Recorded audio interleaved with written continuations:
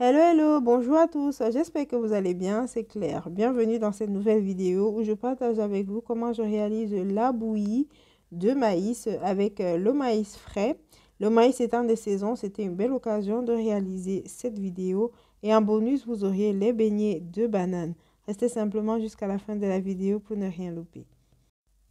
Pour notre vidéo de ce jour, on aura besoin de maïs. Ici, c'est le maïs frais, comme je l'ai dit en début de vidéo. Lorsqu'on a du maïs qui a commencé à sécher, habituellement, on n'a pas envie de bouillir ou de faire certains plats. L'idéal, c'est de faire de la bouillie ou d'autres plats. Et ici, j'ai choisi de réaliser la bouillie. On va simplement retirer les feuilles de notre maïs. On va bien les nettoyer pour pouvoir les égrener par la suite. J'ai utilisé la technique du couteau pour pouvoir dégager une première ligne et par la suite, je vais simplement terminer avec mes doigts. Donc, vous utilisez une technique qui vous plaît. L'essentiel, c'est d'avoir votre maïs déjà dégrainé. Une fois notre maïs dégrainé, voilà ce qu'on obtient. Je vais retirer tout ce qu'il peut avoir comme déchets et par la suite, je vais laver. Puisqu'on va tremper, je vais laver pour retirer certains petits déchets que je n'ai pas forcément vu à l'œil. Comme vous pouvez le voir ici, on va bien nettoyer le maïs. Et par la suite, je vais simplement transvaser dans un seau ou dans un récipient que je peux fermer pour laisser ramollir. Donc, allez, en même temps, ça va fermenter pendant quelques jours, mais surtout, il faudrait que le maïs ramollisse. J'ai laissé tremper mon maïs pendant 4 jours, mais vous pouvez laisser pendant 3 jours. J'avais prévu de laisser pendant 3 jours, mais j'avais pas le temps d'écraser, donc j'ai dû laisser pendant 4 jours. Mais vous pouvez laisser 3 jours et ce serait parfait. Une fois les 3 jours passés, j'ai retiré l'eau avec laquelle j'avais trempé le maïs et je me servis simplement d'un blender qui écrase très bien pour pouvoir écraser le maïs afin d'obtenir une bonne pâte. Et voilà ce que j'obtiens et je vais répéter l'opération jusqu'à ce qu'il n'y ait plus de maïs. Une fois que tout est terminé, voici ce que j'obtiens. Je vais bien mélanger avant de me servir de mon tamis, comme vous voyez ici, pour nettoyer. L'idéal, c'est d'avoir un tamis super fin, mais je n'ai pas un tamis super fin, donc je vais utiliser celui-ci que j'ai. Et je vais passer 3 fois. Donc, je passe une première fois, on aura beaucoup de déchets. La deuxième fois, on aura beaucoup moins de déchets. Et la troisième fois, il restait quasiment plus rien. Et au premier passage, on obtient pas mal de déchets. Comme vous pouvez le voir ici en image. La deuxième fois, je repasse avec mon tamis. On aura déjà un peu moins de déchets. Et la troisième fois, il restait quasiment plus grand-chose. Si vous avez un tamis fin, vous pouvez passer une fois, limite 2 fois et ce serait parfait.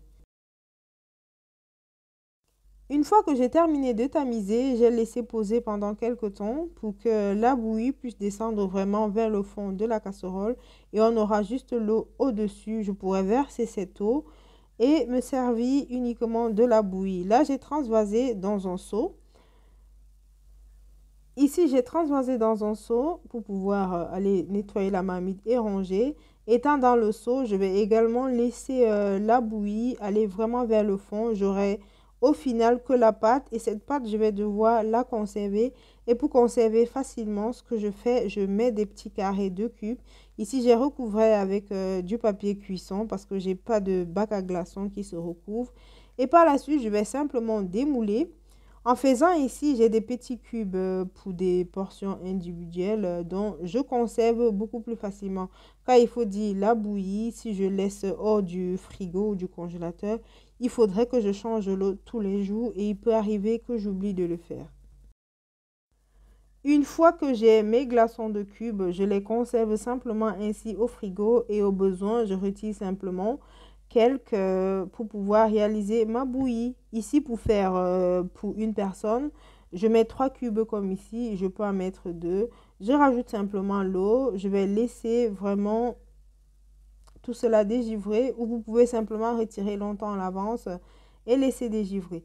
Une fois que c'est bien dégivré comme ici, je vais directement passer à la cuisson. Et pour la cuisson, je mets simplement de l'eau à chauffer. J'ai mis en petite quantité. Vu que dans la bouillie, j'avais mis l'eau pour faire dégivrer. Je vais utiliser la même eau pour la cuisson pour éviter que ma bouillie ne soit très liquide. Donc, j'ai mis une petite quantité d'eau. Et par la suite, j'y verse ma bouillie et je vais directement commencer à tourner pour éviter que ça ne fasse de boules. En commençant à tourner tout de suite, ça garantit que j'aurai une bouillie bien lisse. Une fois que la bouillie commence à frémir comme ici, et vous voyez en même temps, ça s'épaissit, je peux arrêter de tourner, mais j'ai quand même choisi de rajouter de l'eau, vu que le temps que ça cuise, ça va s'épaissir davantage, donc je rajoute bien de l'eau, et par la suite, je rajoute du sucre. Le sucre, c'est vraiment comme vous voulez. Moi, j'en voulais pas trop sucré, donc j'en ai pas mis de grandes quantités. Je continue de bien tourner, et par la suite, je vais simplement recouvrir ma bouillie et laisser cuire. Il faut le dire, c'est un plat qui ne met pas beaucoup long au feu, mais pour ne pas avoir un goût du cru dans la bouche, l'idéal c'est de bien laisser cuire, recouvrir et vraiment laisser cuire en profondeur. Sinon, vous auriez l'impression d'avoir du cru en bouche. Une fois que c'est prêt, j'ai la consistance que je veux. Je peux simplement retirer la bouillie du feu et servir. Pour accompagner la bouillie, en parallèle, j'ai réalisé des beignets de bananes. Pour ça, on a besoin de bananes. Ici, j'ai 4 doigts, j'ai de la semoule, de la farine, du sel et de la levure. Et pour démarrer, on nettoie nos bananes tout simplement et on va se servir d'une fourchette pour les écraser. Mais vous pouvez le faire dans un mixeur si vous avez une grande quantité. Une fois que j'écrase toutes mes bananes, je rajoute la semoule. Alors, je vous mets toutes les quantités en barre d'infos. Car il faut dire que j'avais pris un peu plus, mais vu que j'avais que 4 doigts de banane, j'ai dû réduire les quantités. Une fois que je mélange bien avec la semoule, je vais rajouter la farine, le sel et la levure. À la base, j'avais pris beaucoup plus d'ingrédients. J'avais pourtant tout pesé, mais quand j'ai vu la quantité de bananes, bon voilà, j'ai décidé de réduire les quantités. Et bien évidemment, je vais me fier à la texture visuelle.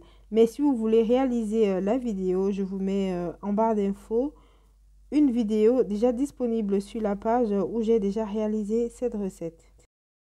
Et voilà la texture que j'obtiens. Il faut dire que j'aime pas quand les beignets sont trop mous parce qu'ils auront ils auront bu beaucoup d'huile. Donc j'ai une texture assez solide et je vais recouvrir, je vais laisser poser pendant 45 minutes. Vous pouvez laisser beaucoup plus, j'avais pas beaucoup de temps devant moi. Et j'ai déjà mis ici à préchauffer l'huile au feu et je vais directement passer à la friture de mes beignets. Alors, il y a deux techniques. Soit vous prenez en petite quantité et vous mettez directement dans la marmite comme ici. Ou la deuxième option, vous faites des beignets tout ronds comme on a l'habitude de faire.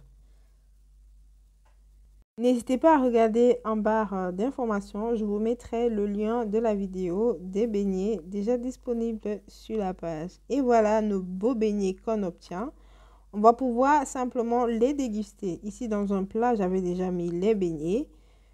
Et on n'attendait plus que la bouillie. Même si la vidéo, j'ai fait la bouillie avant les beignets. Mais les beignets étaient déjà bien prêts avant que je ne réalise la bouillie. Et voilà. Et voilà, si vous avez l'occasion d'avoir du maïs, n'hésitez pas à réaliser votre bouillie. Moi, j'aime beaucoup boire la bouillie en hiver, mais je ne suis pas toujours très satisfaite des bouillies qu'on vend dans les afro-shops. Donc, quand j'ai l'occasion, je fais venir la bouillie ou simplement je la réalise de moi-même, comme vous avez vu ici. Et j'espère que vous avez aimé la vidéo. N'hésitez pas à nous le dire en commentaire ou simplement en likant la vidéo. Et je vous dis à très bientôt dans une nouvelle vidéo. Et d'ici là, portez-vous bien.